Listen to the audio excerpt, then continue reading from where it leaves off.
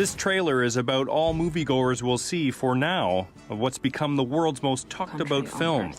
The Interview is a comedy centering on two journalists asked by the CIA to assassinate North Korean leader Kim Jong Un. Sony Pictures Entertainment is scrapping its release after threats of terrorist attacks against theaters and following a cyber hack that leaked a treasure trove of sensitive and embarrassing information.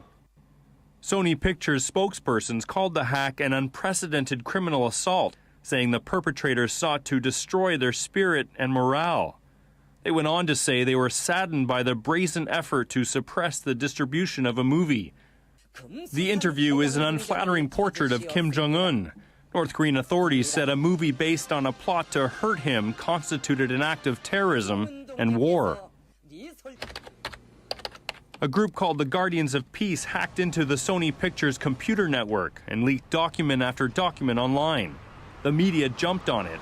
Among the revelations, a heated email exchange between company co-chair Amy Pascal and Oscar-winning film producer Scott Rudin. In one note, Rudin calls actor-director Angelina Jolie a minimally talented, spoiled brat. In another set of emails, Pascal makes a racially insensitive joke about President Obama. The hackers also leaked a draft script of the next James Bond film. Some of the hackers have posted messages saying that they're going to keep on leaking information. They have made threats against families. State-run media in North Korea praised the hack, calling it a righteous deed by its supporters and sympathizers. Authorities in Pyongyang denied involvement. And despite the incident, Sony and its stars premiered the film last week in Los Angeles. Some people thought it was all a publicity stunt.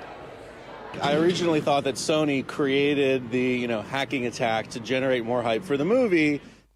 But then things took a darker turn. The Guardians of Peace threatened to target theaters that showed the Interview. They alluded to the 9/11 attacks.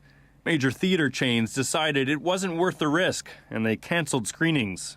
And so once it moves into the physical world where you're talking about possible physical harm, then you're right, it was a little bit inevitable that choices would be made. So are the North Koreans behind all this? U.S. federal investigators say yes, although there's been no public accusation.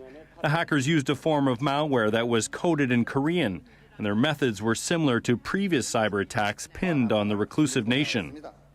Now, not everyone is happy with the decision to cancel the film's release, saying it sets a bad precedent and noting there was no credible intelligence of any possible attack.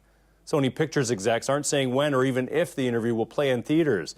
There's speculation they may consider a video-on-demand release to avoid tens of millions in losses. The studio is still doing damage control following the cyber attack, which comes a few years after one against Sony's PlayStation network. Craig Dale, NHK.